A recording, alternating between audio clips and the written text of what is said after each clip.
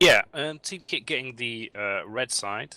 I think they were red last time as well.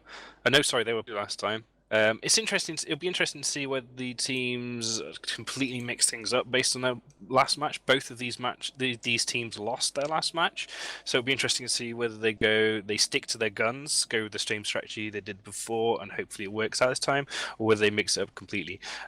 So Team Kick picking Execra, they're going with the same strategy. And Rep Cartel mixing up quite a lot by going for Raven and first ban. Yeah, it's very interesting to see these battleships banned straight away. Normally, people reserve the battleship ban for the intermediate ban that happens after the cruisers. I think what Sully's thinking here is in Kick they banned Execra Augra last time, which was a popular thing to do in the minor league. My guess is that Sully's thinking ban out all the powerful shield battleships because he's still got one more ban left. If he can ban Tempest, then that really puts into a tricky situation. If they go shield setup, she'll probably want to. Um, then they won't be left with a strong shield battleship. No, they're going for Tristan first pick, so possibly they're going for the Repbot option. Yeah, it's interesting to see the Osprey was actually banned by Rep Cartel, so they do have the option of picking the Scythe, although the Scythe is considered by most of the captains to be the weaker of the four Logi. It's the weaker, and if they scythe, then they leave Caracal open. Obviously, we've seen how strong Caracal's been in the competition so far. My guess is they're going to go for Caracal. I think they're probably going to. They've picked Vigils straight away, my guess is they're going to do some sort of kiting shield setup. But then again, they've banned out Raven, so I'm not sure. Possibly they're going to mix and match tanks here. If they ditch the scythe, then it's going to be, they could mix and match tanks. Tower kind of fits with my theory that they're going for a kiting setup. Let's see what Kick respond with. Yeah, I mean, if you're not picking a Logi, you can mix max armor. You can pick the Oracle and the APOC into this team if you're not running the Scythe. Yep, all strong leaderships, battleships on available still. They've gone for the Caracal option. So far they've got Vigil, Tower, Caracal, lots of missiles in the air, bonus by the painters from the Vigil. They've got a strong kiting set up to start with. Team Kit going for Tristan, Algos, the Repbot kind of idea, but they haven't got the Execra or the Augra to anchor those Repbots on. Yeah, they could pick up a really Scythe here. Although the Blackbird is also on the table. I think they've possibly screwed up here. I think you're right. I think Blackbird's probably the best option here. Tower and Vigil will get banned pretty easily by that Mimitar jammer on the Blackbird. Vexor, yeah, no, solid idea. I see where they're going here. They're going for a drone army. Tristan, Algos, Vexor, lots of drones on grid. Possibly, Dominic's is open. Myrmidon is open. They could just be going all-out drones here, which I'd love to see. I really hope they do this. Yeah, it'd be interesting to see. The Vexor is also really tanky, actually. It has 44k effective hit points, as well as a pretty decent DPS. You can't see the full drone DPS on it, because drones don't actually apply to the DPS numbers on the tool. Rep Cartel, I think, reading what they want to do and banning the Dominics. They cop block that plan straight away. No Dominic's for you. You're gonna have to pick something else. I mean, there are other battleships with a lot of drone slots in. Abaddon, I think, can have 4 heavy drones. Yeah, Hyperion, Megathron are also on the table. Megathron would be a strong pick, I think, here for Team Kick. If they had the heavy rep bots and they could put them on the battle cruiser, and then the light ones from the Tristan, Algos, Vexor, and the Megathron with its tons of EHP, that could work. Oracle pick here for Rep Cartel. They don't want Team Kick to be taking down their shield ships quickly. It's also just a really solid pick on their part too. I think the Oracle is probably the best battle cruiser option. Yeah, I think you're probably right there. So far, it's been picked up or abandoned. I think every match, including the minor leagues. Brutix from Team Kick here. Okay, so they haven't gone for the Myrmidon option. They've gone for face planting firepower. If they've got the option of Megathron here, and I think they're probably they go for that, which I suspect, or the Hyperion possibly. Hyperion it is. Okay, so they've got a lot of blaster faceplant DPS from the Brooks and the Hyperion, and they've got a lot of drones from the support ships. It's an interesting play. It's kind of a little bit of a I think it's probably a wild card setup, hoping to throw Tuskers off their game because obviously Tuskers being Sully being Alliance tournament winning team captain, he's going to be really hard to beat. Yeah, we see the APOC picked up for Rep Cartel. So Oracle and APOC and Karakul are going to do a lot of damage at range tower too, and they have the Vigil too to make it track. I don't think Repbots are going to keep up the Algus and the Vexor to the assault from the Oracle and the APOC, and I think the biggest challenge that Team Kick are going to have is getting on top of their ships, because it's going to be really difficult. They don't have any screening ships on the Rep Cartel side, but almost all of their ships are actually faster than their counterparts. The Karakul's faster than the Vexor, the Oracle's faster than the Brutix, the APOC is probably faster than the Hyperion. If you're Team Kick though, and you rush that APOC with all of those ships, the APOC's got no logistics to prop it up. I mean, that Vex's tackle, if he gets on top of that APOC pretty quickly, and then the Brutix and Hyperion follow shortly after, I'm going to guess that APOC is going to drop before either of the Brutix or the Hyperion, which would probably put Kick in a reasonable position. I'm super excited to see how it plays out. We'll go back to Elise, I guess, to see what the other commentators think. All right, what a really cool pick and ban phase we got for Team Kick versus the Rep Cartel. Interesting to see that this is going to be the first time we see two teams, both with the ability to choose a logistic ship, both teams deciding not to choose a logistic ship. Obviously, Team Kick might try some fancy footwork. I'm proud of that one. And use their drone bay from their Tristans, Algos, and Vexors to sort of be a makeshift logistics. Seems a little bit risky to do that, but it is obviously a possibility because Tech 2 rep drones are allowed, and these teams do get to choose which drone layouts they want to use. I'll go to Madden on this one for initial thoughts. Obviously, there's a Hyperion. Interestingly enough, the Punisher just completely ignored.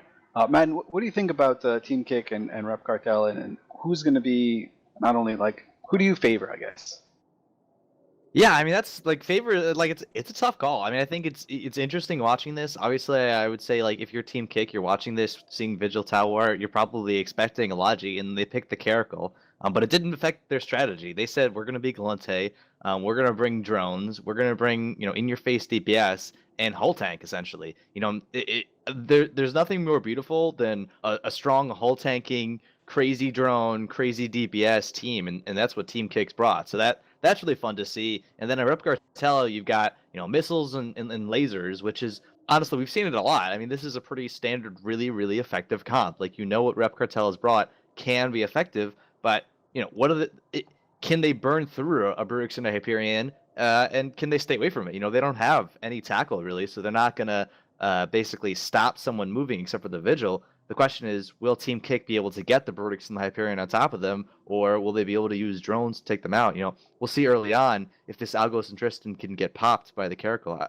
I think I'd give it to Rep Cartel. I think that it's a higher kind of skill requirement to do well with what they brought, but I think both teams have it, and I think that gives them maybe a bit of an advantage, but tough call.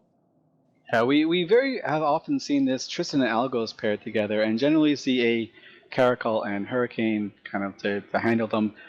Caracal and Oracle really almost just as good to handle them, especially on a team with no logistics.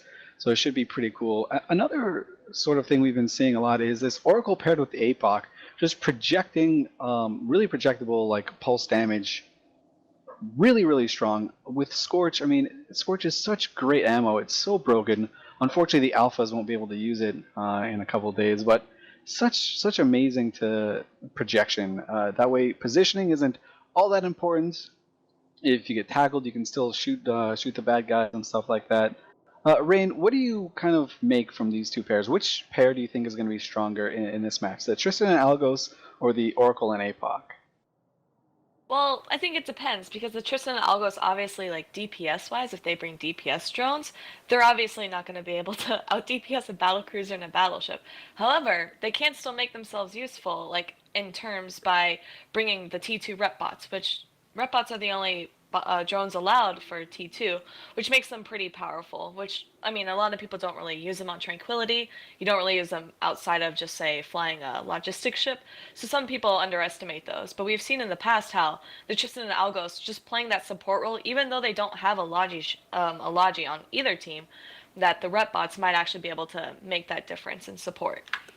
Yeah, really well said. And obviously, I kind of kind of had a bit of a loaded question to you. Obviously, a frigate and a destroyer probably can't compete with a battlecruiser and a battleship in this type of format. But you kind of got at what I was trying to ask without being able to say it. So really good input on that one. Thanks, Lorraine.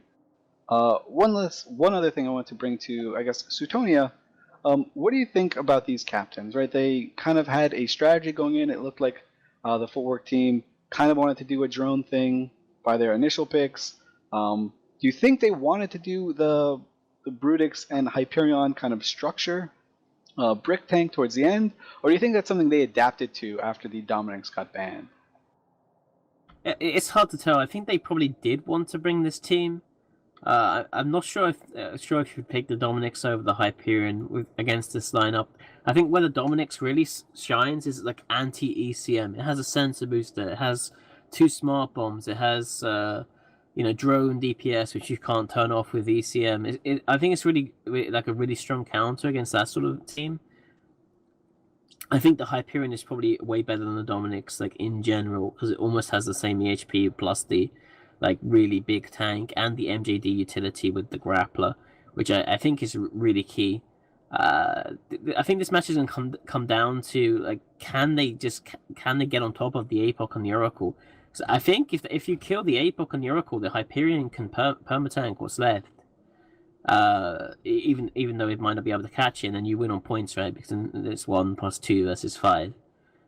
But I think the Algus is going to die almost immediately. I think the Tristan's going to die pretty quickly, and then I think the Vexer is going to die shortly after. So it's going to be a race against time. I think if they can catch the Apoc and Oracle, I think Kick have got it. But I'm not sure if they can do that because the Oracle is faster than the Brutix, the Apoc is faster than the Hyperion.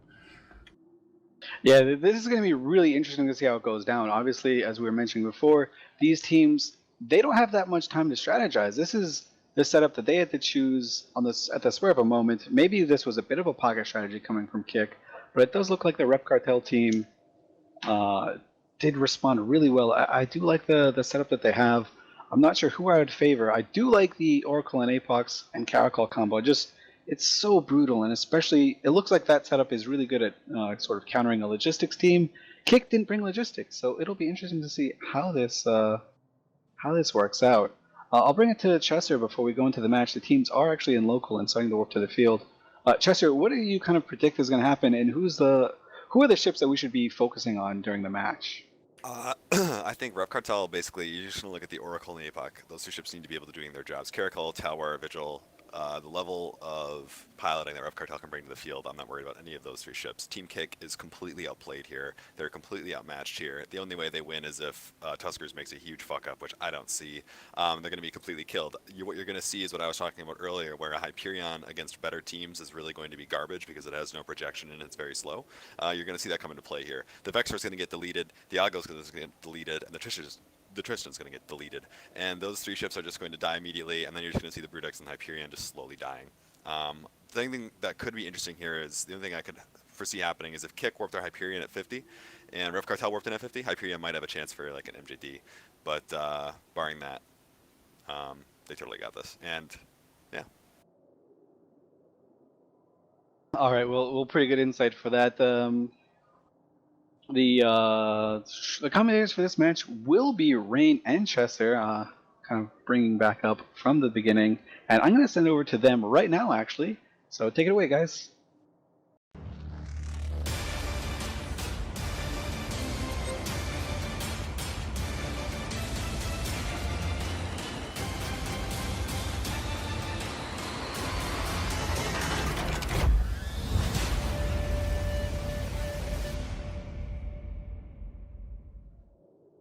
Hello, I'm Rain, and I'm joined by Chester, and we're going to be introducing the teams to you. So if you notice it says Tuskers Co., it's actually Rep Cartel, and I'll be introducing them. They have brought the Vigil, Tawar, Caracol, Oracle, and Apocalypse. Chester, do you want to introduce Team Footwork? Yeah, Footwork actually, they have brought down, for our enjoyment, a Tristan, Algos, Vexor, Brutix, and the Hyperion warped in at range. Okay, so as I was saying just a second ago, their only play is if they warped the Hyperion at range at 50, which they did, and the entire Tuskers team warped in at 50, the Hyperion now has a chance to actually MJD on top of their team, and if he can do that, that'll be amazing. The rest of Footwork's team, is at 0 where they should be. Rain, what do you think? Do you think this Hyperion can do it? I hope so. I always love watching people do like cute little jumps and whatnot. I always find it because I mean most people don't expect it.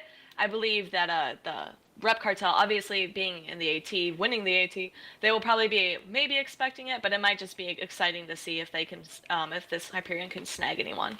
We have 10 seconds until the match starts. I really just want to zoom in on Tendor right now because Tendor is going to be basically, here's the question. If he can grab an APOC or an Oracle right off the bat, they've basically won the match. It seems to me that all of Tuskers are heating their MWDs away. Tendor, I'm waiting for the MJD here. Expect to see the Algos and the Tristan go down quick, but he's a little bit late on the uptake on the MJD. Yeah, so the Algos actually is already in structure and gone. It looks like he took 3 cycles before immediately dying. Tristan is now in the structure as well. We just had the MJD. Just had the MJD. Oh, I don't think he got anything though. Oh no, he missed. Oh, so close. So this Brutix is already in structure. Like you said, that the Rep Cartel. Oh wait, no! He got it. Okay. APOC is captured by the Hyperion. Hyperion's on top of the APOC right now. This is huge. I cannot believe this. Footwork might have just clawed their way back into this. They're latched onto Anuka's APOC, and if they can bring him down quickly, they're in trouble. But the Brutix is falling so quickly compared to this team. I don't know. Right now, the Hyperion. This is everything on him. Yeah, and so if you notice, Lady Aaron and the Vexer is actually also coming in to assist, and it looks like just this battleship brawl. Yeah, you know what? I actually might have spoken too soon. It doesn't even matter that the Hyperion caught the APOC because the Hyperion is not going to have any team, and Lady Aaron is going to die quickly in the Vexer. And then after that, I mean, this Hyperion still has an Oracle hitting it. The APOC can easily switch to Conflag and still does respectable damage. So while I imagine the Hyperion being able to live, I just think it'll be too little too late. Because even if he kills the APOC, he's still going to be way down on points, and I don't see how he's going to get back into the game. Yeah, and if you notice, Rep Cartel is not even focusing this Hyperion at all. They're actually primarying this Vexer and getting him off the grid, or her actually. And so the Apocalypse is now in deep armor. Not as deep, but the Hyperion's still sitting on top of him. Okay, so that MJD play was the one play that he could make to actually get a ship, and that was actually wonderful. I thought he missed there because it looked like he moved a little bit off to the left, but excellent piloting by Tendonor. Excellent piloting. Like, that was really good and really cool to see, but I think it's just going to be too little too late. He'll most certainly kill the Apocalypse, but that being said, he's still taking heavy DPS from this team. I don't think he's going to be able to out-rep the Oracle, and he's not going to have a chance to use his MJD aggressively again because the Tuskers team should have the ability just to kind of sit within 50 kilometers and basically prevent him from doing anything like that. So APOC's going down now. Hyperion, actually, this is closer than I thought it would be. The APOC's large ancillary rep is keeping it up. Well, APOC just went down, which means that Rep Cartel does not get the clean sweep. So instead of when they do win, they get 3 points instead of 4, which could affect them long term because every point matters in this.